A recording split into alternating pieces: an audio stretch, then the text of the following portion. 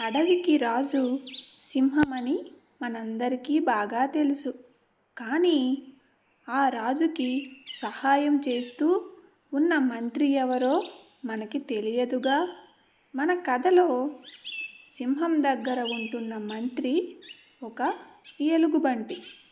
ఒకరోజు ఆ ఎలుగుబంటి సింహంతో ఇలా అంటుంది: మహారాజా, మీ తండ్రి గారి వద్ద మంత్రిగా పనిచేశాను. ఇప్పుడు మీ వద్ద కూడా పనిచేస్తున్నా. నాకు కంటి చూపు మందగిస్తుంది. నా పదవిని తెలివైన మరియు నిజాయితీ ఉన్న వాళ్ళకి ఇద్దామని అనుకుంటున్నా. మీరు ఏమంటారు? మంత్రి, నీ పరిస్థితి నాకు అర్థమయ్యింది. నీకు ఎలా తోస్తే అలా చెయ్యి. నాకు ఎలాంటి ఇబ్బంది లేదు. మహారాజా, అలా అయితే నేను ప్రకటన ఇస్తాను, మంత్రి పదవి కోసం పోటీ నిర్వహిస్తున్నా అని. అలాగే మంత్రి, ఆ బాధ్యత మీదే.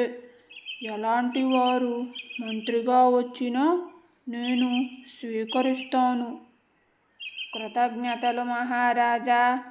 నేను ఇంకా సెలవు తీసుకుంటా. కార్యక్రమం పూర్తి చెయ్యాలిగా. మంచిది మంత్రి గారు, సెలవు. సింహం ఆదేశం మేరకు ఎలుగుబంటి అడవంతా మంత్రి పదవి కోసం ప్రకటన ఇచ్చింది. తెల్లవారుజామున పోటీకి వచ్చిన వారు అడవిలో దాచిన బంగారు నాణేలు తీసుకొని ముందుగా ఎవరు వస్తే వాళ్ళే విజేత అని ప్రకటన ఇచ్చింది ఎలుగుబంటి. జంతువులన్నీ మంత్రి పదవి కోసం పోటీకి సిద్ధపడ్డాయి. తెల్లవారుజాము రానే వచ్చింది. జంతువులన్నీ పోటీకి వెళ్ళిపోయాయి. ఒక కుందేలు మాత్రం ఎలుగుబంటి ఆశీర్వాదం తీసుకుందామని వెళ్ళింది. కుందేలు వెళ్ళి చూస్తే ఎలుగుబంటి లేవలేని స్థితిలో ఉంది. దాని ఆరోగ్యం సరిగా లేదు.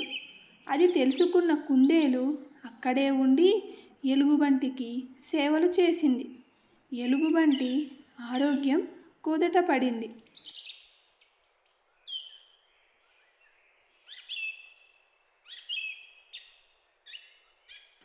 మంత్రి పదవికి వచ్చిన వాళ్ళ దగ్గరకు వెళ్ళింది. పోటీకి వచ్చిన వాళ్ళకి నా కృతజ్ఞతలు. కానీ ఆ పదవికి మీరెవ్వరూ సరిపోరు. నాకు సేవలు చేసిన ఈ కుందేలుకి ఆ పదవిని నేను ఇస్తున్నా. దానికి అందరూ అంగీకరించాలి.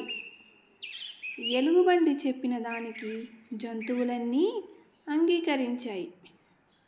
కుందేలు మంత్రి పదవిని స్వీకరించింది.